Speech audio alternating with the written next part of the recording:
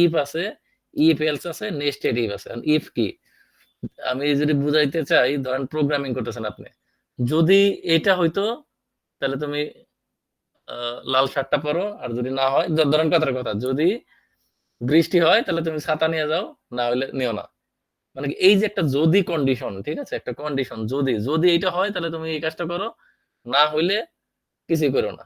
ঠিক আছে, এরকম একটা যদি কন্ডিশন থাকে, সেই কন্ডিশনটাকে বলা হয় ইফ কন্ডিশন। ঠিক আছে, ইফ বা ইফ এলস বা নেস্টেড ইফ, আর এইগুলারই সিতে বলা হয় ব্রাঞ্চিং স্টেটমেন্টস। ঠিক আছে, তাহলে আমরা একটু সংজ্ঞা দেখি, তাহলে আপনারা বুঝতে পারবেন। আমি এখন হয়তো বা বুঝাইতে পারতেছি না, পড়লে আপনারা বুঝতে পারবেন।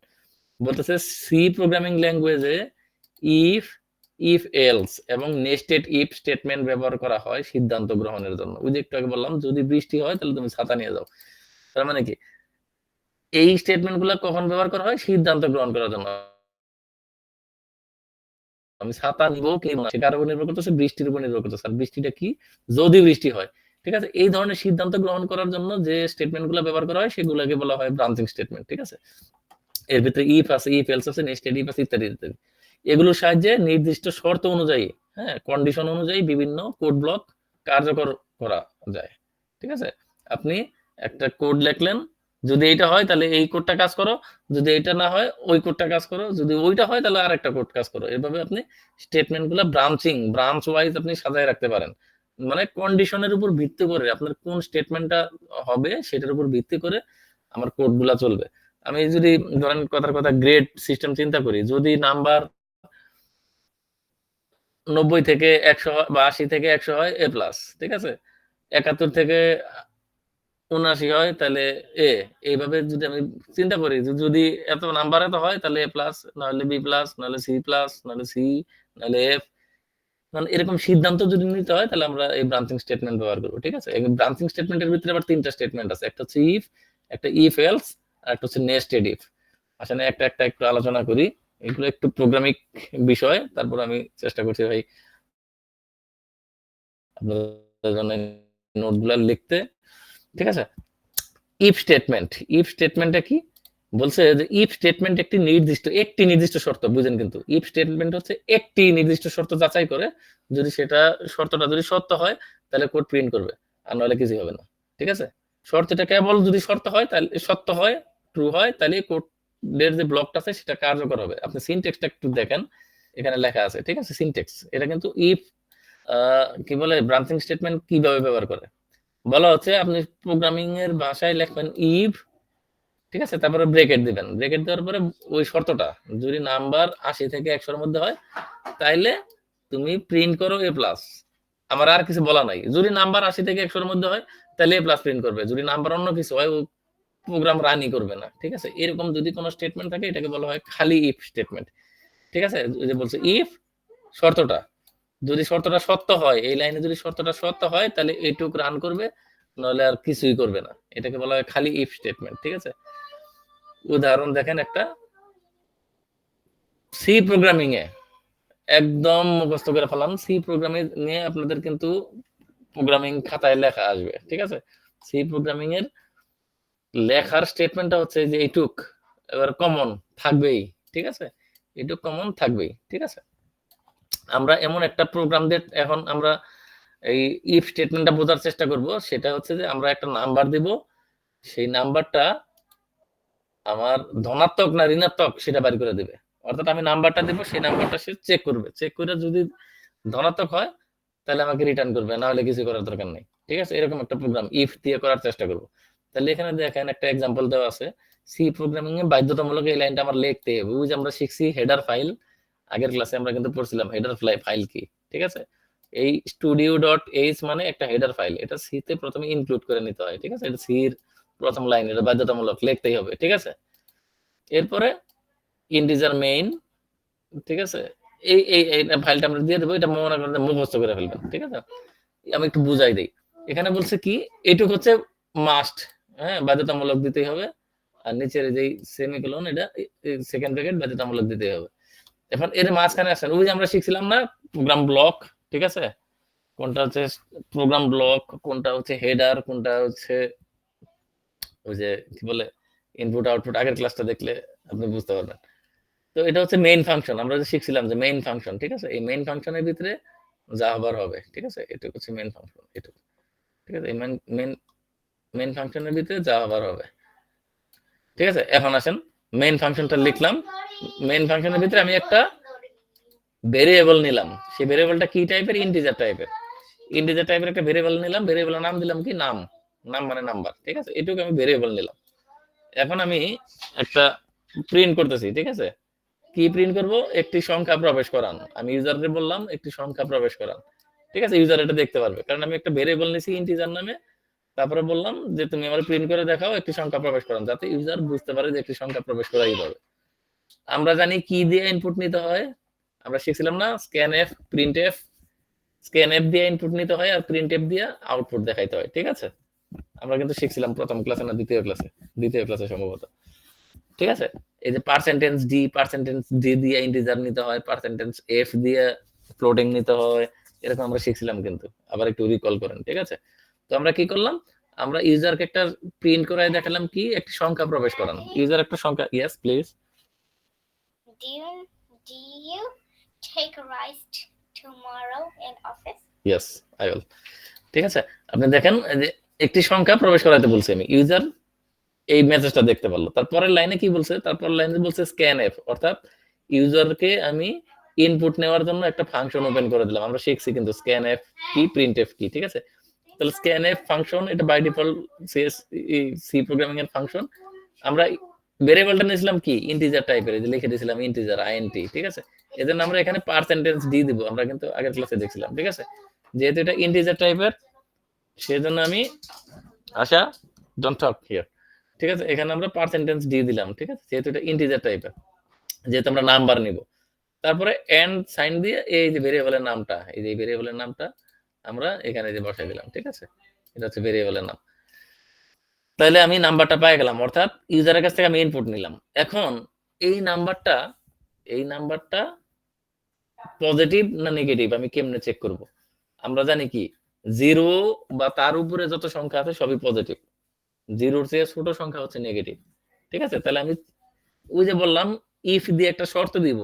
আমি ইফ লিখলাম, শর্তটা কি? যদি নাম্বার 0-র চেয়ে বড় হয়, এই নাম্বারটা যদি 0-র চেয়ে বড় হয়, আমরা বলছি যে এটা কি, কিসের প্রোগ্রাম? এটা হচ্ছে একটা নাম্বার ধনাত্মক না ঋণাত্মক সেটা বের করার প্রোগ্রাম। তাহলে আমি নাম্বার তো এখন আমি ইউজারের কাছ থেকে নিছি। ইউজার যদি -5 দেয় তাহলে এক রকমের অ্যান্সার আসবে, +5 খালি 5 দিলে এক রকমের অ্যান্সার আসবে। এজন্য আমি চেক করাইলাম যে নাম্বার যদি 0-র চেয়ে বড় হয় তাহলে প্রিন্টএফ করো, মানে ওই যে প্রিন্টএফ মানে এটা দিয়ে প্রিন্ট করানো হয়, আর স্ক্যানএফ মানে ইনপুট নেওয়া হয়, ঠিক আছে? তাহলে প্রিন্টএফ করো সংখ্যাটি ধনাত্মক। বিষয়টা বুঝছেন? যদি ইউজার যে নাম্বারটা দিবে সেটা যদি 0-র চেয়ে বড় হয়, প্রিন্টএফ করো সংখ্যাটি ধনাত্মক। যদি ইউজার যদি -5 দেয়, সে কোনো অ্যান্সারই দিবে না, কারণ আমি এখানে খালি ইফ রাখছি, আমি আর কোনো স্টেটমেন্ট দেই নাই ওরে। আমি ওরে শুধু বলছি যদি বড় হয় তাহলে তুমি দেখাবা, নাহলে তোমার কিছু দেখানোর দরকার নেই, ঠিক আছে? মেইন ফাংশনটা হচ্ছে এই জায়গায়, ঠিক আছে? এই 2 লাইন, ইফ এর কাজটা হচ্ছে এই 2 লাইন, ঠিক আছে?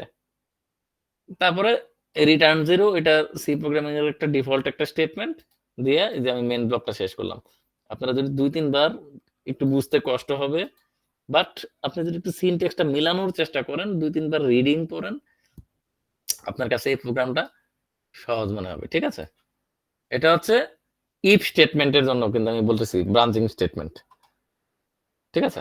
এখন ইফ স্টেটমেন্টের কিছু সুবিধা অসুবিধাও আছে, ঠিক আছে? আমরা একটু দেখেন, সুবিধা বোঝানোর চেষ্টা করি কি কি সুবিধা।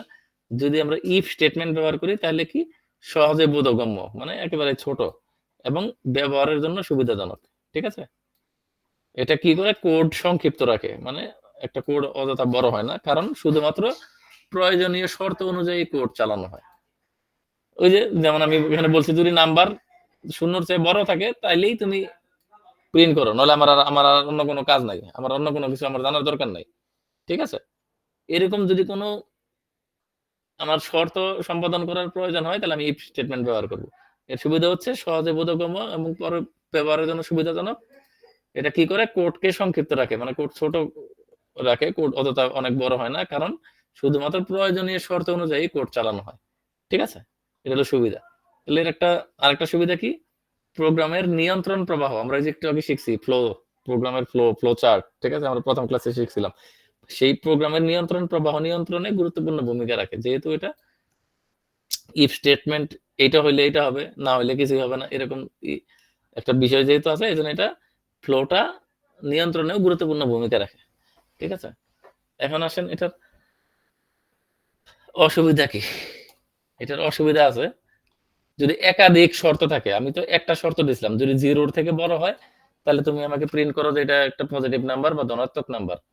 যদি 0 থেকে ছোট হয় আমি সেটা বলি নাই, মানে কি কি করতে হবে সেটা আমি বলি নাই, ঠিক আছে। সুতরাং ইফ কাজ করবে শুধুমাত্র একটাই শর্ত থাকলে, ঠিক আছে। তাহলে অসুবিধা কি, একাধিক শর্ত থাকলে ইফ স্টেটমেন্ট ব্যবহার করা যায় না, তখন ব্যবহার করতে হবে ইফ এলস স্টেটমেন্ট, ঠিক আছে। একাধিক শর্ত থাকলে ইফ এলস ব্যবহার করে জটিল হতে পারে, ঠিক আছে, মানে ইফ স্টেটমেন্ট ব্যবহার করা জটিল হতে পারে। লম্বা সিদ্ধান্ত গ্রহণের জন্য সুইচ স্টেটমেন্ট ভালো বিকল্প হতে পারে, ঠিক আছে। এটা হলো অসুবিধা, মানে ইফ এর একটা অসুবিধা কি, এটা হচ্ছে একটা স্টেটমেন্ট নিয়ে কাজ করে, ঠিক আছে, একাধিক স্টেটমেন্ট এটার জন্য সুইটেবল না। এখন আসেন ইফ এলস, তাহলে ইফ এলস এই বিষয়টা কি, আমরা একটু আগে শিখছি ইফ, ঠিক আছে। ইফ এলস হচ্ছে ইফ এরই আর একটু আপগ্রেডেড ভার্সন। আমরা বলছিলাম কি, যদি সংখ্যাটা 0-র চেয়ে বড় হয় তাহলে তুমি আমাকে প্রিন্ট করো ধনাত্মক। ইফ এলস এর ক্ষেত্রে আমরা বলবো যদি সংখ্যাটা 0-র চেয়ে বড় হয় তাহলে ধনাত্মক, আর না হলে ঋণাত্মক, ঠিক আছে।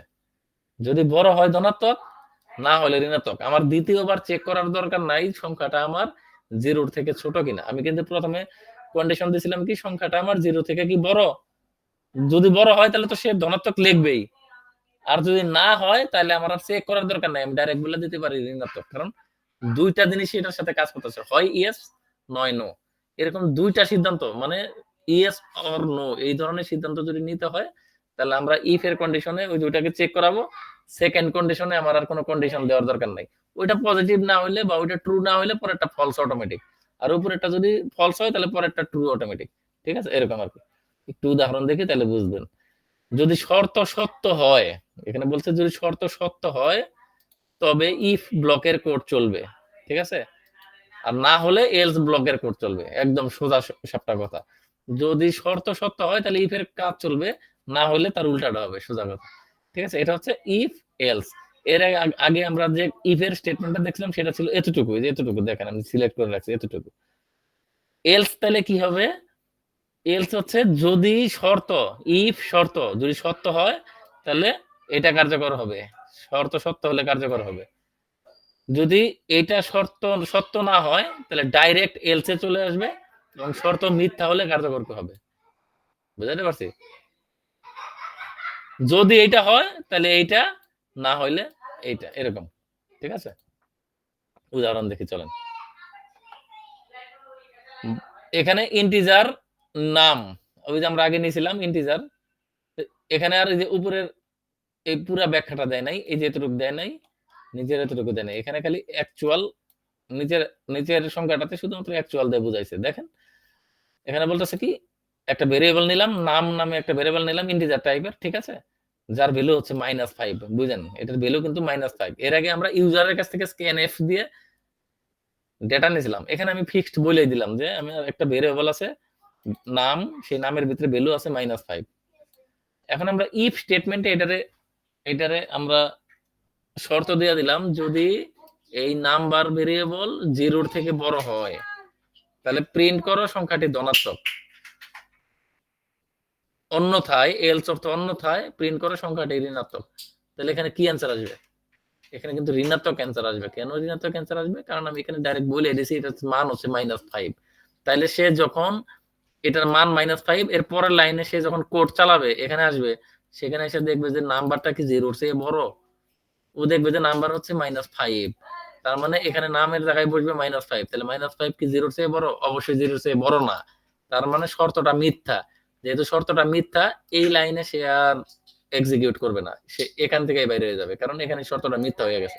এখান থেকে বাইরে হয়ে গেলে আমাদের ইফ এলস এর কন্ডিশন অনুযায়ী কি হবে, এইটা এক্সিকিউট হবে। যেহেতু এটা শর্তটা মিথ্যা, ট্রু না, তার মানে এটা রান করবে না, বের হয়ে যায় এখানে আসবে, যেহেতু এটা সত্য না তাহলে মিথ্যাটা আমার রান করবে, এই জায়গায় এসে রান করবে, অর্থাৎ সংখ্যাটি ঋণাত্মক। ঠিক আছে, এটা হচ্ছে ইফ এবং এলস, এই দুটার কম্বিনেশন, ইফ এলস। আগেটা ছিল শুধুমাত্র ইফ, এটা হচ্ছে ইফ এলস। ঠিক আছে, আবার বলে দিই, এটা কিন্তু শুধুমাত্র মেইন ফাংশনের ভিতরে যে এটা হবে, কোডটা হবে, সেটা দিয়ে উদাহরণটা দেখাইছে। আর আগের প্রোগ্রামটা কিন্তু ফুল উদাহরণ। ঠিক আছে, এটা একদম ফুল উদাহরণ। এই দেখেন, এখানে শুধুমাত্র ওখানে এর দিকে এই পর্যন্ত দেখাইছে। ঠিক আছে, একই কথা। আচ্ছা, এখন তাহলে নেস্টেড ইফ কি? আমরা ইফ শিখছি, একটা স্টেটমেন্ট থাকবে, সত্য হইলে প্রিন্ট হবে, না হলে বাদ। এরপরে শিখলাম ইফ এলস, এখানে একটা স্টেটমেন্ট থাকবে,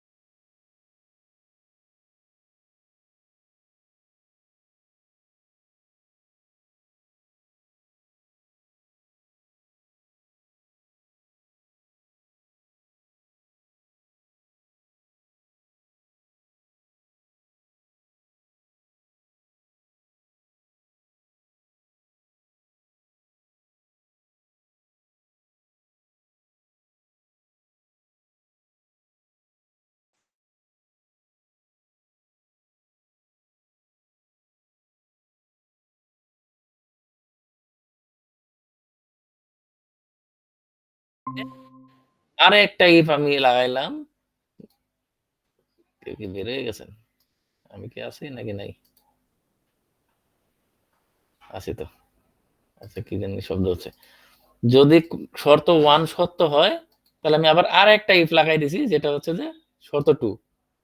আমার প্রথম শর্ত কি? অবশ্যই সত্য হবে। এটা সত্য হইলেই এই ব্র্যাকেটের ভিতরে ঢুকবে। এই যে সেকেন্ড ব্র্যাকেট, এটার ভিতরে ঢুকবে।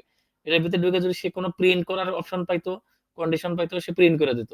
কিন্তু আমি তাকে প্রিন্টের অপশন না দিয়ে আমি বলতেছি যে আরেকটা শর্ত চাপাই দিছি ওর উপরে। যদি এটাও সত্য হয়, তাহলে তুমি এটা প্রিন্ট করো। অর্থাৎ এটার এটা রান করতে গেলে এই লেখাটা যদি রান করতে হয়, তাহলে অবশ্যই আমার এই শর্তটা আগে পূরণ করতে হবে। এই শর্তটা পূরণ করার পরে দ্বিতীয় শর্তটা যদি সত্য হয়, তাইলে এটা রান হবে। অর্থাৎ উভয় শর্ত পূরণ হলেই কেবল এই লাইনটা রান হবে। দেখেন, বলেন নেস্টেড ইফ, অর্থাৎ ইফ এর ভিতরে আরেকটা ইফ। আমি যদি এই দ্বিতীয় ইফ এর ভিতরেও যদি আরেকটা ইফ লিখতাম, সেটার ভিতরে যদি এই যে এরকম আরেকটা কিছু প্রিন্ট করাইতাম, তার মানে কি তিনটা ইফই আমার ট্রু হইতে হইতো। ট্রু না হলে জীবনেও সেটা রান করতো না। একটা এক্সাম্পল দিলে বুঝতে পারবেন, না এক্সাম্পল দিলে আর বুঝতে পারবেন না। এক্সাম্পলটা এখন একটু দেখি, চলেন কি বলছে। যদি বলছে স্যার ইন্টিজার, দেখা যাইতেছে না। সাইন আউট হয়ে গেছে,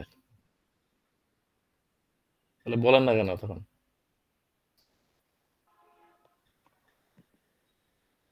না বললে তো আমি বুঝতে পারবো না, আমি তো স্ক্রিন শেয়ার দিয়ে আছি। আচ্ছা যাই হোক, আমি কতটুকু কোন জায়গা থেকে দেখেন নাই,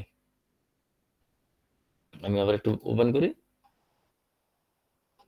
এটা দেখেন নাই সম্ভবত, না? এটা দেখছেন? মনে হয় না। নেস্টেড ইফ ওইটা দেখি নাই স্যার। আচ্ছা, নেক্সট ইফ আমি আবার বলি। আচ্ছা ঠিক আছে, সমস্যা নাই। না দেখা গেলে সাথে সাথে বলবেন, কারণ আমি তো স্ক্রিন শেয়ার দিয়ে তো আমি ওই স্লাইডে চলে যাই। এখন ওটা দেখা যাচ্ছে না, না দেখা যাচ্ছে, এটা তো আমি বুঝতে পারি না। ঠিক আছে, এনিওয়ে সমস্যা নাই, আমি আবার বলে দিচ্ছি। নেস্টেড ইফ হচ্ছে একটা ইফ স্টেটমেন্ট। ইফ মানে তো বুঝলামই আমরা, একটা শর্ত থাকবে, শর্তটা যদি ট্রু হয়, তাহলে ভিতরে যা আছে সেটা এক্সিকিউট হবে। এটাকে বলে ইফ। নেস্টেড ইফ হচ্ছে ইফ এর ভিতরে ইফ। যদি একটা ইফ এর শর্ত সত্য হয়, তাহলে তার ভিতরে ঢুকে যাবে। তার ভিতরে যদি আমি আরেকটা ইফ দিয়ে দিই, সেটাকে বলা হয় নেস্টেড ইফ। ঠিক আছে, একটু দেখেন সিনট্যাক্সটা দেখেন, এটা হচ্ছে সিনট্যাক্স। যদি শর্ত সত্য হয়, তবে ইফ ব্লকের কোড চলবে, না হলে এলস ব্লকের কোড চলবে। এটা আমরা আগের ছিল। ঠিক আছে, নেস্টেড ইফে কি আছে? নেস্টেড ইফের হচ্ছে যদি প্রথম শর্ত নাম্বার 1 দেখেন, শর্ত নাম্বার 1 এটা যদি ট্রু হয় তাহলে ভিতরের কোড এটুক চলবে, ঠিক আছে? এটার ভিতরে কি আছে না আছে সেটা পরের কথা, কিন্তু এটা যদি সত্য হয় ভিতরে যা আছে সেটা চলবে। এখন এটার ভিতরে আমি আরেকটা ইফ দিয়ে দিছি, ঠিক আছে? শর্ত নাম্বার 2 দিয়ে দিছি। যদি এই শর্তটাও যদি সত্য হয় তাইলে মাঝখানের লাইনটা এক্সিকিউট হবে। অর্থাৎ এই মাঝখানের লাইনটাকে যদি আমি এক্সিকিউট করতে চাই, আমার সবার প্রথমে এই লাইনের জন্য এই শর্তটা মিট করতে হবে, মানে ট্রু করতে হবে। আবার এই শর্তটা যদি আমি চালাইতে চাই, এইটা ভিতরেরটা যদি আমি চালাতে চাই, তাহলে মানে অবশ্যই আমার প্রথমটা ট্রু হইতে হবে। আমার প্রথমটা যদি শর্ত ট্রু না হয়, আমার তো এটার ভিতরে ঢুকবেই না। এটা প্রিন্ট করার তো প্রশ্নই ওঠে না। সুতরাং এটার শর্ত হচ্ছে আমার আগে প্রথমে ট্রু হইতে হবে। এটা যদি ট্রু হয় তাহলেই না ভিতরেটাই ঢুকবে। এখন ভিতরে সে ঢুকে দেখলো আরেকটা ইফ আছে। তার মানে কি? এখানে একটা শর্ত পাইলো। এইটাও যদি ট্রু হয় কেবলমাত্র তখনই এটা প্রিন্ট হবে, আদারওয়াইজ হবে না। অর্থাৎ উভয় শর্তই পূরণ হইতে হবে। ঠিক আছে? এটা হচ্ছে নেস্টেড ইফ। নেস্টেড ইফ এর ভিতরে যদি আপনি কোনো কিছু রান করতে চান, এর ভিতরে যদি 10 টা ইফও থাকে, 10 টাকেই মিট করে আপনার ভিতরে আসতে হবে। আদারওয়াইজ সেটা প্রিন্ট হবে না। এখন দেখেন একটা এক্সাম্পল। বলতেছে নাম্বার নামে একটা ভেরিয়েবল নিলাম, ইন্টিজার টাইপের, মান দিছি 10, ঠিক আছে? যদি নাম্বার শূন্যর চেয়ে বড় হয়, যদি নাম্বার শূন্যর চেয়ে বড় হয় তাহলে ভিতরে কোডটা এক্সিকিউট করবে। যেহেতু নাম্বার 10, বুঝেন কিন্তু একটু বিষয়টা, যেহেতু নাম্বার 10, সে প্রথম ইফে এসে কি দেখলো, নাম্বারটা কি শূন্যর চেয়ে বড়? ইয়েস, নাম্বারটা শূন্যর চেয়ে বড়। তার মানে সে ভিতরে ঢুকবে, এই সেকেন্ড ব্র্যাকেটটার ভিতরে ঢুকবে, ঢুকে গেল ভিতরে। প্রথম কন্ডিশন কিন্তু সে মিট করছে, নাম্বারটা কিন্তু শূন্যের চেয়ে বড়, কন্ডিশনটা মিট করছে। এখন বলতেছে যদি নাম্বারটাকে 2 দ্বারা ভাগ করলে, যদি নাম্বারটাকে, এটাকে বলে মডুলাস সাইন, ঠিক আছে? যদি নাম্বার মড 2 হয়, ইকুয়াল টু 0 হয়, অর্থাৎ নাম্বারকে যদি আমি 2 দ্বারা ভাগ করি নিঃশেষে বিভাজ্য হয়, অর্থাৎ ভাগশেষ 0 হয়। নাম্বারটা 2 দ্বারা ভাগ করলে যদি ভাগশেষ 0 হয়, তাহলে আমাকে প্রিন্ট করো সংখ্যাটি ধনাত্মক এবং জোড় সংখ্যা। কিভাবে আসলো? ধনাত্মকটা কিভাবে আসলো? এই প্রথম কন্ডিশনে আমি ওকে বলে দিয়েছিলাম যদি নাম্বারটা 0 থেকে বড় হয় তাহলে তুমি ভিতরে ঢুকবা, অর্থাৎ অবশ্যই এই সংখ্যাটা 0 চেয়ে বড় হইতে হবে। এটা ট্রু পাইছে বিধায় তো ভিতরে ঢুকছে। ভিতরে ঢোকার পর ওর আমি আরেকটা শর্ত দিছি, নাম্বারটা যদি 2 দ্বারা ভাগ করলে ভাগশেষ 0 হয় তাহলে তুমি এই লাইনটা প্রিন্ট করবা, নাহলে দরকার নাই। অর্থাৎ এখানে সে আমাকে বলে দিতেছে নাম্বারটি ধনাত্মক এবং জোড়। কেন? সে এই স্টেটমেন্টটাও ট্রু পাইছে, এই স্টেটমেন্টটাও ট্রু পাইছে, সেই জন্য সে বলতে পারতেছে নাম্বারটি ধনাত্মক এবং জোড়। কিন্তু এই 10 এর জায়গায় যদি এখানে 7 থাকতো তাহলে প্রথম স্টেটমেন্টে কিন্তু সে ট্রু, ওর জন্য ট্রু, কারণ 7 কিন্তু অবশ্যই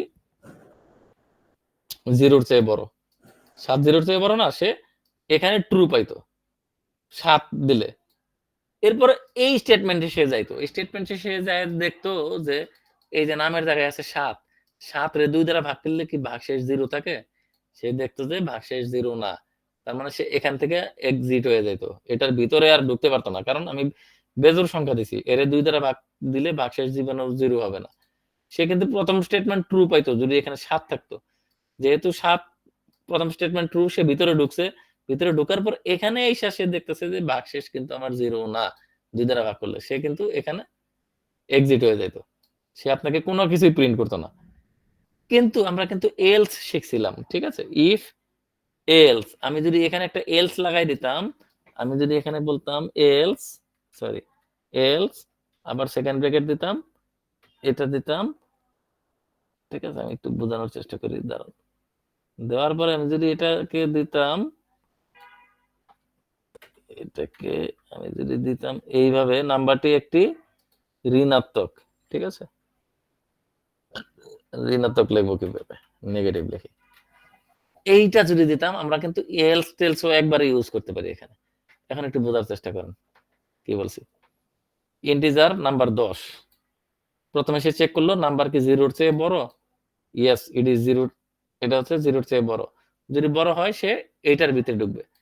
নাম্বারটা কি 2 দ্বারা ভাগ করলে ভাগশেষ 0 থাকে? যদি 0 থাকে এটা একটি ধনাত্মক এবং জোড় সংখ্যা, ঠিক আছে? যদি এখানে 7 দিতাম তাহলে কি হইতো? এখানে চেক করতো 7 0 এর চেয়ে বড়, গুড, ভালো কথা। এরপরে আবার ইফ চালাইছি, এটা কি 2 দ্বারা ভাগ করলে 0 থাকে? না, এটা তো 2 দ্বারা ভাগ করলে 0 থাকে না। যেহেতু এই ক্ষেত্রে আমি এলস লাগাইছি, আমরা একটু আগে ইফ এলস শিখে আসছি। এই ক্ষেত্রে যেহেতু এলস লাগাইছি, তার মানে কি এই কন্ডিশনটা কিন্তু ট্রু না, বাট এই কন্ডিশনটা কিন্তু ট্রু। ঠিক আছে, এটা দেখেন আমি সবুজ কালার করে দিলাম, এই কন্ডিশনটা ট্রু। যদি এখানে 7 থাকে, এই কন্ডিশন ট্রু, কিন্তু এই কন্ডিশনটা কিন্তু ট্রু না যদি উপরে 7 থাকে। ঠিক আছে, তাহলে কোন কন্ডিশনটা ট্রু? আমরা বলছি যে এটা যদি মিথ্যা থাকে, আমি যদি এলস লাগাই দেই, তাহলে পরেরটা এক্সিকিউট হবে। তাহলে এটা কিন্তু অবশ্যই এক্সিকিউট হবে যে 7 সংখ্যাটি নেগেটিভ এবং বিজোড়। ঠিক আছে, এটা হচ্ছে ইফ এলস এর একটা নেস্টেড ইফ। নেস্টেড ইফ মানে ইফ এর ভিতরে আরেকটা ইফ, এটাকে বলা হয় নেস্টেড ইফ। ঠিক আছে, আমি বেশি কঠিন এক্সাম্পল দেই নাই, এই জন্য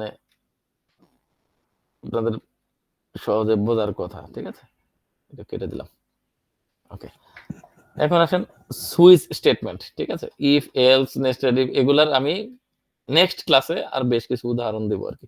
ঠিক আছে, আজকে বোঝার জন্য যদি বড় বড় প্রোগ্রাম দিই, তাহলে আপনাদের মাথায় না ধরতে পারে। একদম সংক্ষিপ্তভাবে বোঝানোর চেষ্টা করতেছি। এখন আসেন সুইচ স্টেটমেন্ট। ঠিক আছে, কয়টা কয়টা টপিকস আছে আমি একটু দেখে নিই তো ভাই, একটু দাঁড়ান। এখানে টপিকস আছে switch, switch statement, use of switch statement, prepare program. ওকে,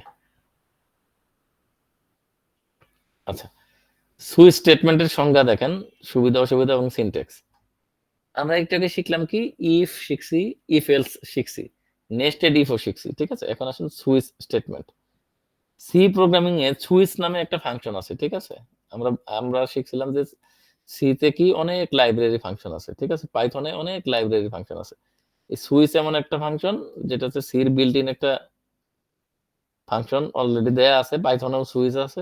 ঠিক আছে, তো সি প্রোগ্রামিং এ সুইচ স্টেটমেন্ট একাধিক শর্তের ভিত্তিতে কার্যকর করা হয়। আমরা ইফ শিখছিলাম কি, একটাই কন্ডিশন, ইফ আর এলস থাকলে একটাই কন্ডিশন।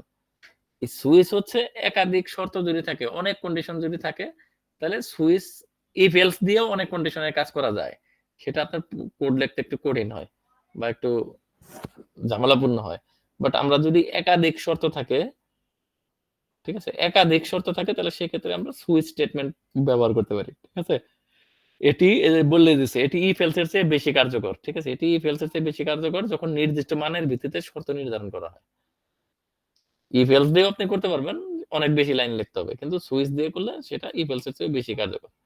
একটু সিনট্যাক্সটা দেখেন, বলতেছে সুইচ আমরা এর আগে ব্যবহার করছিলাম কি, ইফ।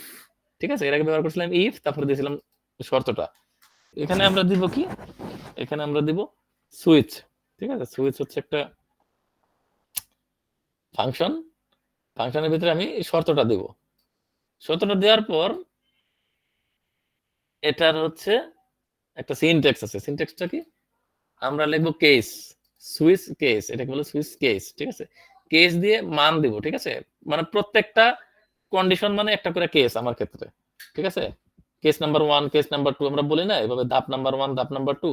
তো সুইচ কেস স্টেটমেন্টের শর্ত এই হচ্ছে, সিনট্যাক্সটাই হচ্ছে একাধিক শর্ত থাকতে হবে। একাধিক শর্ত যদি থাকে, তাহলে আমরা এই সুইচ কেস ইউজ করব। এটা লেখার সিনট্যাক্সটা হচ্ছে সুইচ দিয়ে এক্সপ্রেশন। এক্সপ্রেশন কি একটু পরে বলতেছি, উদাহরণ দেখলে বুঝবেন।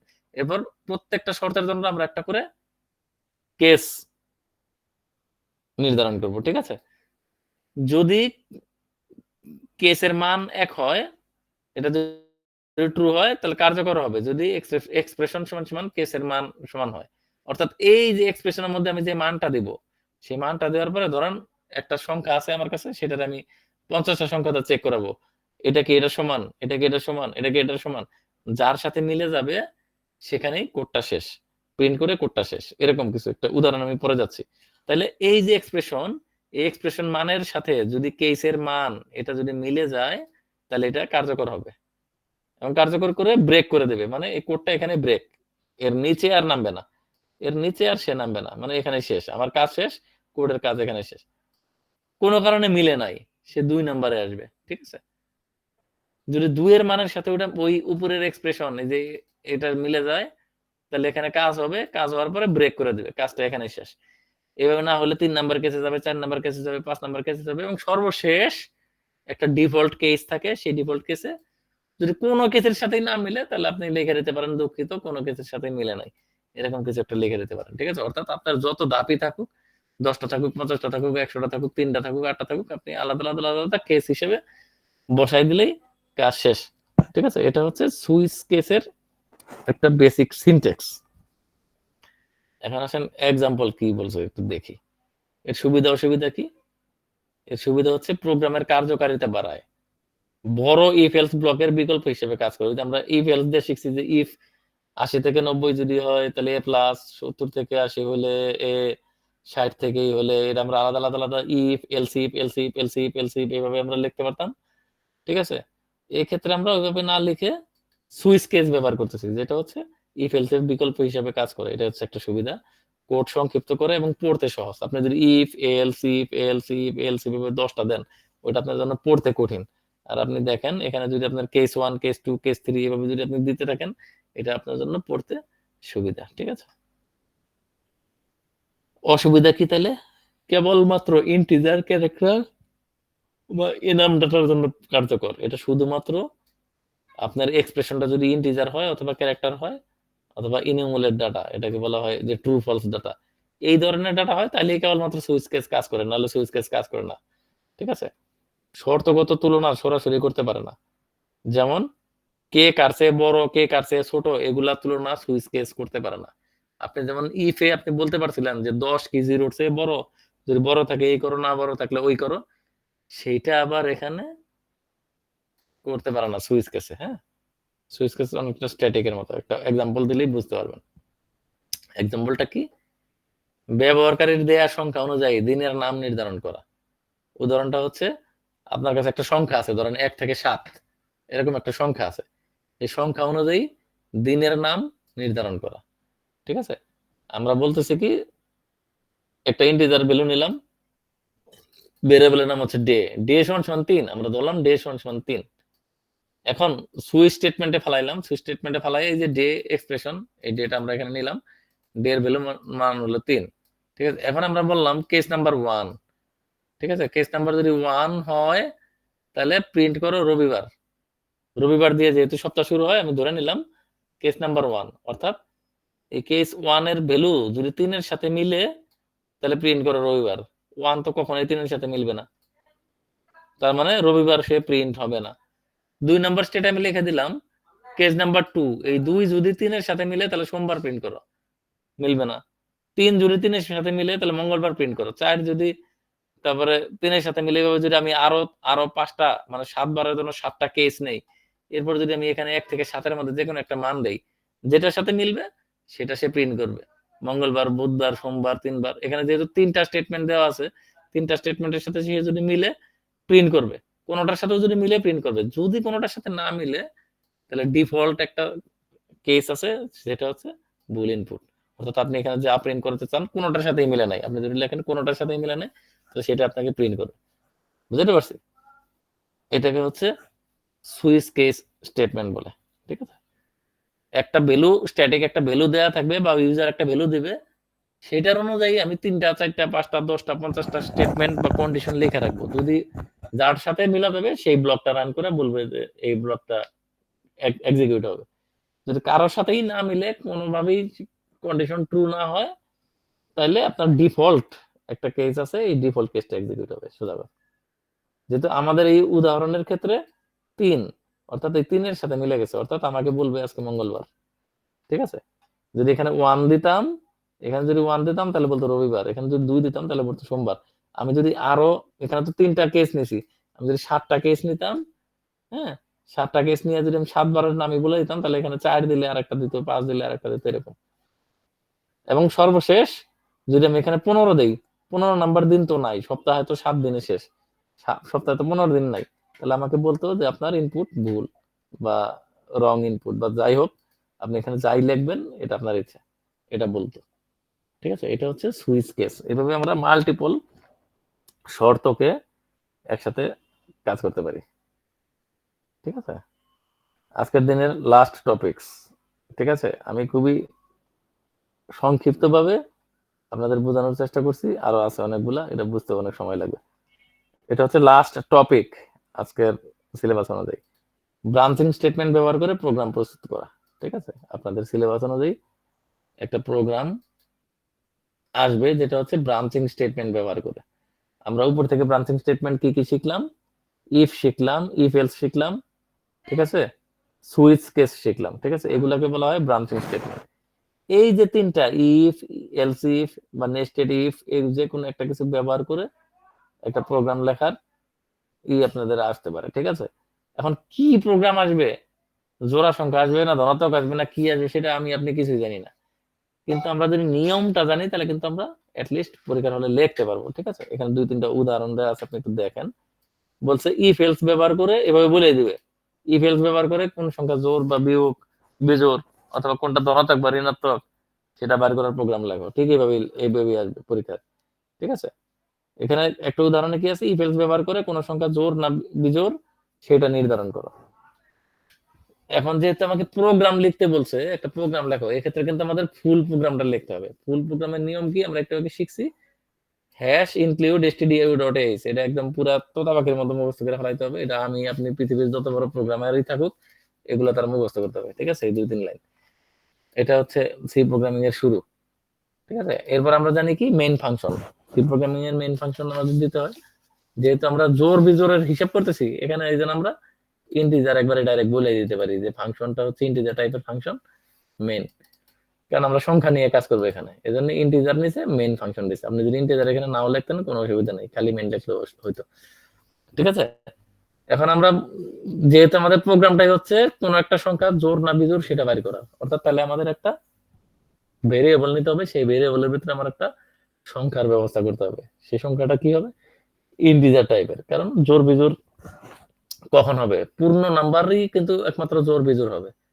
5.5 কিন্তু জোড় না বিজোড় না। ঠিক আছে, সুতরাং এই জন্য আমরা একটা ইন্টিজার টাইপের ভেরিয়েবল নিব, সেই ভেরিয়েবলের নাম দিলাম নাম। ঠিক আছে, ইন্টিজার নাম নামে একটা ভেরিয়েবল নিলাম। এখন আমরা প্রিন্টএফ করলাম কি, একটি সংখ্যা প্রবেশ করান বা ইনপুট ইউর নাম্বার। আমরা জানি ইনপুট নেওয়ার কোড কি স্ক্যানএফ। ঠিক আছে, স্ক্যানএফ পার্সেন্টেজ ডি, কেন পার্সেন্টেজ ডি, যেহেতু আমরা এটা ইন্টিজার নিছি। ঠিক আছে, ক্যারেক্টার নিলে পার্সেন্টেজ সি বা কি যেন ছিল ওইটা আসতো, যেহেতু আমরা ক্যারেক্টার এখানে নিতে পারবো না। কেন নিতে পারবো না, কারণ আমাদের তো সংখ্যা নিতে হবে, কারণ সংখ্যা জোড় না বিজোড়, এজন্য আমরা ইন্টিজার নিছি। আর ইন্টিজার নিলে পার্সেন্টেজ ডি দিতে হয়, তারপরে এন্ড সাইন দিয়ে এই ভেরিয়েবলটা প্রিন্ট করতে হবে, এটা আমরা জানি। এটা দিয়ে আমরা ইউজারের কাছ থেকে ইনপুট নিতে পারি। এই কোডটা যখন সি প্রোগ্রাম রান করবে তখন ব্যবহারকারী একটা উইন্ডো পাবে বা একটা টেক্সট ফিল্ড পাবে, সেখানে ইউজার সংখ্যাটা দিয়ে এন্টার দিতে পারবে। তাহলে ধরেন ইউজার সংখ্যাটা দিয়ে এন্টার দিল, কোনো একটা নাম্বার দিয়ে এন্টার দিছে, সেটা 5 হোক 3 হোক, এখানে যদি কোনো সংখ্যায় লিখতে চায় সে লিখতে পারবে না, কারণ আমি ইন্টিজার দিয়ে তারা ব্লক করে দিছি, এখানে কোনো দশমিকও ব্যবহার করতে পারবে না। আমি ধরলাম সে একটা সংখ্যা দিল 3, ধরেন কথার কথা সে 3 দিল। এরপরে আমরা ইফ স্টেটমেন্ট শিখছি, জোর বিজোর করার শিখছি, যদি সেটা 2 দ্বারা ভাগ করলে ভাগশেষ 0 হয় তাহলে অবশ্যই সেটা জোর, কারণ জোর সংখ্যাকেই 2 দ্বারা ভাগ যায় আমরা জানি, এবং ভাগশেষ 0 থাকে। আমরা সেই কন্ডিশনটা এখানে চালাই দিলাম, যদি সে 2 দ্বারা ভাগ করলে ভাগশেষ 0 হয় তাহলে এটা প্রিন্ট করো। আমি যদি 3 দিয়ে থাকি, ইউজার যদি 3 দিয়ে থাকে, তাহলে এটা অবশ্যই ট্রু হবে না, কারণ 3 রে 2 দ্বারা ভাগ যায় না, ভাগ গেলে 0 থাকে না। তার মানে সে কি করবে, এই জায়গায় চলে আসবে। এটা যখন মিথ্যা প্রমাণিত হবে তখন এটা বাই ডিফল্ট সত্য হয়ে যাবে। ইফ এলস এর নিয়ম এটা, উপরেটা যদি মিথ্যা প্রমাণিত হয় তাহলে পরেরটা হচ্ছে সত্য, হয় এটা নয় এটা, মানে এখানে আর কোনো অন অথবা অফ, হ্যাঁ, 0 অথবা 1, ইয়েস অথবা নো। উপরেটা যদি নো হয় তাহলে নিচেরটা ইয়েস, আর উপরেটা যদি ইয়েস হয় তাহলে নিচেরটা নো, এরকম। তাহলে এটা বিজোড়। এটা যদি জোর না হয় তাহলে এটা বিজোড়, এর বাইরে তার কিছু নাই, কারণ আমি তারা আটকাই দিছি ইন্টিজার দিয়ে, কারণ সে 5.5, 3.5 তারপরে এবিসি এগুলো দিতে পারবে না। ঠিক আছে, এটা একটা দেখেন একদম ইজি এক্সাম্পল, আমি একটু আগে যে জিনিসটা বুঝাইছি সেটা ব্যবহার করেই এই প্রোগ্রামটা করা হয়েছে। ঠিক আছে, প্রোগ্রাম মুখস্থ করেন ঠিক আছে, কিন্তু বুঝা মুখস্থ করেন। আমি যেভাবে বুঝাইলাম সেটা যদি আপনার 3-4 বার বেশি না খাতায় লেখেন, আপনার কিন্তু এরকম প্রোগ্রাম আসলে বানায় লিখতে পারবেন। তখন তখন জোর বিজোর না দিয়ে যদি বলতো যে পজিটিভ নেগেটিভ, ঠিক আছে, তাহলে আপনি কিন্তু যেখানে কন্ডিশনের জায়গায়, এখানে আপনি এই যে এই কন্ডিশনের জায়গায় আপনি বলতে পারতেন যে number is greater than 0, number কি 0-র চেয়ে বড়, যদি 0-র চেয়ে বড় হয় তাহলে পজিটিভ, না হলে নেগেটিভ। শেষ।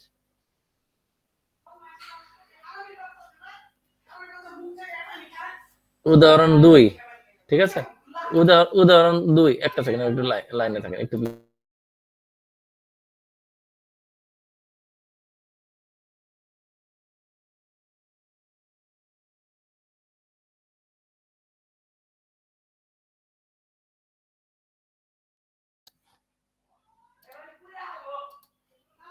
কোন জায়গায় জানিয়েছিলাম, এখানে।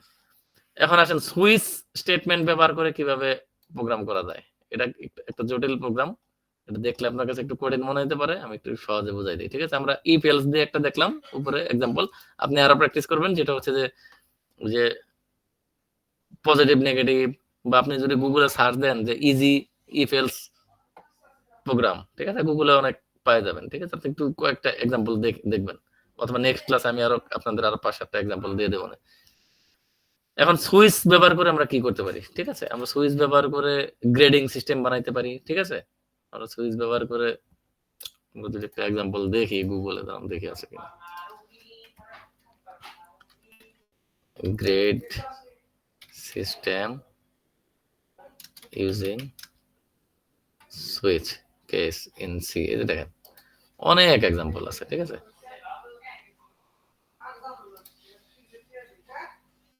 গ্রেডিং সিস্টেম, এই যে প্রথমে বলছে যদি 90 থেকে 100 হয় এ, 80 থেকে 89 হলে বি, একটা যে কোনো একটা এক্সাম্পল দিয়েছে এখানে, ঠিক আছে।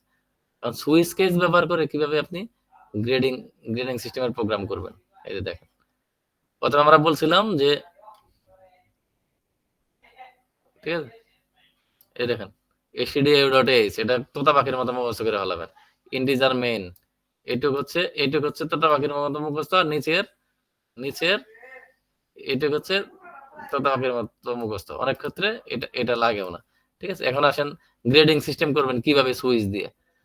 দেখেন প্রথমে বলছে ইন্টিজার নামে একটা ভেরিয়েবল, সরি ইন্টিজার নামে একটা ফাইল টাইপ নিছে, কি মার্কস নামে একটা ভেরিয়েবল নিছে, তার ফাইল টাইপটা কি ইন্টিজার, ডেটা টাইপটা কি ইন্টিজার, অর্থাৎ মার্কসটা আমার অবশ্যই ইন্টিজার হইতে হবে, ঠিক আছে। এখানে ফ্লোটও আসতে পারে, কিন্তু ফ্লোট নেয় নাই, ও ইন্টিজার দিয়ে বুঝাইছে, ঠিক আছে। এখন বলছে প্রিন্ট এফ, একটা খালি লাইন প্রিন্ট করো, এটা না দিলেও চলতো। বলছে এন্টার দ্য মার্কস বিটুইন 0 থেকে 100, ইউজারে বলছে যে তুমি 0 থেকে 100-র মধ্যে একটা নাম্বার দেও, সেই নাম্বারটা আমরা জানি স্ক্যান এফ দিয়ে নিতে হয়। ও আবার আরেকটা প্রিন্ট এফ করছে, দুইটা লাইন দিছে, এন্টার দ্য মার্ক, আপনি একটা প্রিন্ট এফ দেন কোনো সমস্যা নাই, প্রিন্ট এফ না দেন কোনো সমস্যা নাই, আমি জাস্ট এটা বোঝানোর জন্য, ঠিক আছে। এরপর বলছে কি স্ক্যান এফ, অর্থাৎ ইউজারের কাছ থেকে আমি ইনপুটটা নিব, ইনপুটটা নিয়ে কোথায় রাখবো, এই যে মার্কস এর ভিতরে রাখবো, কারণ আমি একটা ভেরিয়েবল মার্কস নামে একটা ভেরিয়েবল আগে তৈরি করে দিয়ে আসছি। তাহলে স্ক্যান এফ করলাম কি, যেহেতু ইন্টিজার টাইপ এজন্য পার্সেন্টেজ টি, ঠিক আছে। পরে এন্ড সাইন দিয়ে লিখলাম কি মার্কস, অর্থাৎ ইউজার যে তথ্যটাই দিবে, যে ইন্টিজারটাই দিবে, এই যে 0 থেকে 100-এর মধ্যে যে তথ্যটাই দিবে, সেটা হচ্ছে মার্কের ভিতরে বসে যাবে, বসে গেল মার্কের ভিতরে, ঠিক আছে। এখন আমরা কিন্তু সুইচ স্টেটমেন্ট ব্যবহার করব, সেই সুইচ স্টেটমেন্টটা হচ্ছে মার্ক বের করার জন্য। এখন মার্ক বের করার জন্য এখানে দেখেন ইফ ও ব্যবহার করছে, আবার সুইচ ব্যবহার করছে। কেন ব্যবহার করছে আমরা একটু দেখি। প্রথমে যেহেতু আমরা জানি সুইচ স্টেটমেন্টের ভিতরে এই যে গ্রেটার দেন, লেস দেন, এগুলা ব্যবহার করা যায় না। একটু আগে আমরা দেখে আসছি অসুবিধা সুইচের। এজন্য এখানে একটু টেকনিক খাটাইছে, বলছে কি যদি মার্ক 100-র চেয়ে বড় হয়, এখানে তো আমি বলে দিয়েছি যে ইউজারের কাছ থেকে আমি ইন্টিজার নিব। 110 তো একটা ইন্টিজার নাম্বার, ইউজার তো দিয়েই দিতে পারে। কেউ যদি 110 দেয় তাহলে কি প্রোগ্রাম কি দেখাবে আমার। এই জন্য আমি প্রথমেই ইফ দিয়ে আটকাই দিছি। ইফ দিয়ে কি আটকাই দিছি, যদি মার্ক 100-র চেয়ে বড় হয়, 100 হইতে পারবে সমস্যা নাই, যদি 100-র চেয়ে বড় হয় তাহলে তুমি এখানে কাজ শেষ, বলে দেবে যে don't be smart, enter your marks between limit, মানে তুমি লিমিটের ভিতরে মার্কস দাও, ঠিক আছে। এই জন্য ইফ দিয়ে এটারে আটকাই দিয়েছে, প্রথমে আটকাই দিয়েছে। যদি 100-র চেয়ে বড় দেয় তাহলে প্রোগ্রাম এখানে শেষ, বাদ, ও নিচে আর যাবেই না। যদি 100-র চেয়ে ছোট হয় তাহলে এলস, আমরা জানি যদি এটা যদি মিথ্যা হয়, এটা যদি মিথ্যা হয় তাহলে এটা সত্য হয়ে যাবে।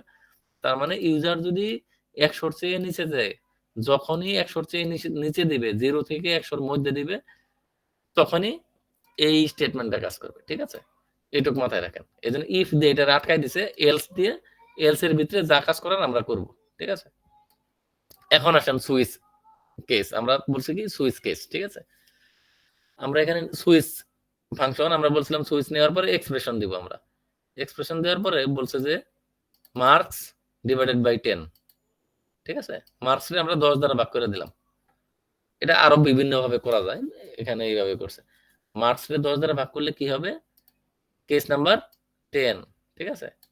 কেস নাম্বার 9 এভাবে বলতেছে। যদি মার্কস বিটুইন 90 থেকে 100 হয়, যেহেতু আমি 10 দিয়ে মার্কসে ভাগ করে দিছি, 10 দিয়ে মার্কসে ভাগ করছি না, তার মানে মার্কস যদি কেউ 100 দেয় তাহলে 10 হবে। কেউ যদি 195 দেয় তাহলে 9 দশমিক সামথিং হবে। ঠিক আছে?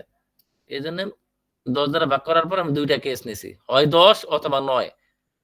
90 পাইলেও তো এ প্লাস, 100 পাইলেও তো এ প্লাস। কেউ যদি 100 পায় তারা যদি 10 দ্বারা ভাগ করি তাহলে মান আসবে কত? 10। কেউ যদি 90 পায় তারা যদি আমি 10 দ্বারা ভাগ করি মান আসবে কত? 9। এই জন্য 10 পাইলেও, যেহেতু আমি 10 দ্বারা ভাগ করছি টোটাল মার্কস রে, অর্থাৎ কেউ যদি 75 পায় বা 70 পায় তাহলে কিন্তু এখানে 7 আসবে। ঠিক আছে? যেহেতু যদি সে 10 হয় ভাগ করলে এবং 9 হয় ভাগ করলে, মার্কস রে যদি 10 দ্বারা ভাগ করলে 10 আসে অথবা 9 আসে তাহলে এ প্লাস। এদের ক্লিয়ার? এটুকু না দিলেও পারতো, বাট এটা দিলে একটু সুবিধা হয়েছে। 10 দ্বারা ভাগ করলে মানটা ছোট হয়ে গেছে। তার মানে এখানে যে মার্কসটা সেটাতে 10 দ্বারা ভাগ করলে ভাগফল যদি 10 হয় তাহলে সে এ প্লাস। কারণ 100 রে যদি 10 দ্বারা ভাগ করে ভাগফল যদি 10 পাই তাহলে তো এ প্লাস। 9 পাইলে এ প্লাস। কারণ 90 থেকে 100 পর্যন্ত তো এ প্লাস। ঠিক আছে? তাহলে ইউর গ্রেড ইজ এ, অথবা এ, সরি এখানে এ ধরছে, এ প্লাস ধরে নেই। ঠিক আছে? কেস নাম্বার যদি 8 হয় অর্থাৎ 80 ঘরে হয়, এই টোটাল মার্কস তো 100, 100 রে 10 দ্বারা ভাগ দিলে যদি 10 হয় তাহলে 80 রে 10 দ্বারা ভাগ দিলে 8 হবে। যদি কেসের মান যদি 8 হয় তাহলে বি, কেসের মান যদি 7 হয় সি, কেসের মান যদি 6 হয় ডি, কেসের মান যদি 5 হয় ই, এভাবে যাইতে থাকবে আপনার কন্ডিশন অনুযায়ী। যদি আপনি বলেন যে না কেসের মান যদি 4 হয় তাহলে ফেল, আপনি যদি চান সেটাও করতে পারেন। এখানে পরে ফেল দেয় নাই, এখানে পরে দিছে ই মাইনাস মাইনাস।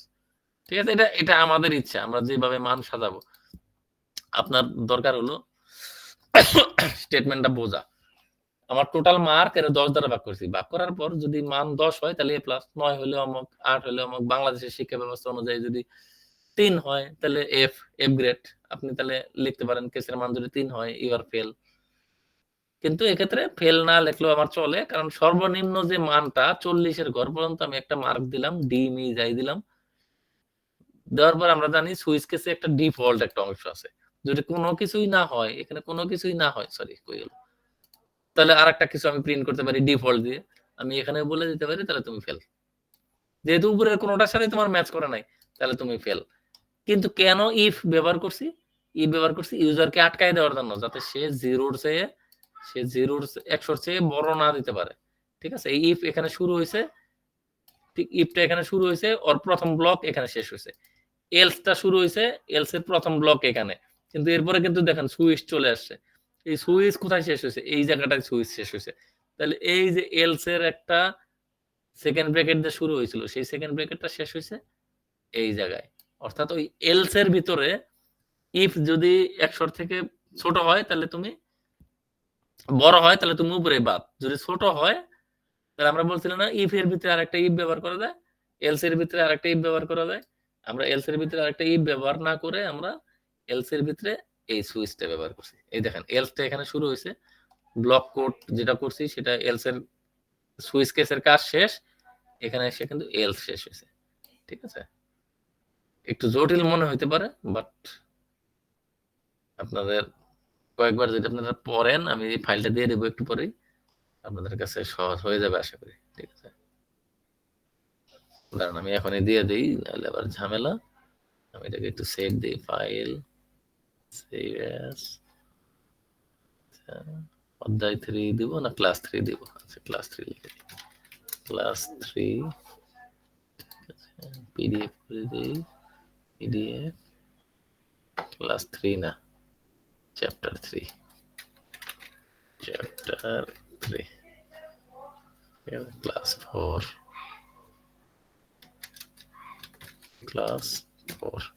যে ক্লাস 4 গেছে না, ডেস্কটপ সেভ করলাম। আপনাদের গ্রুপের নাম জানি কি পিটিআই, এটা না? অ্যাডমিন তো আর ব্লক করে রাখছে। আচ্ছা, অ্যাডমিন ব্লক করে রাখছে। আমি ওবায়দুর ভাইকে দিচ্ছি, ওবায়দুর ভাই আপনাদের গ্রুপে পোস্ট করে দেবে। ঠিক আছে, আমি এখানে দিয়ে দিচ্ছি।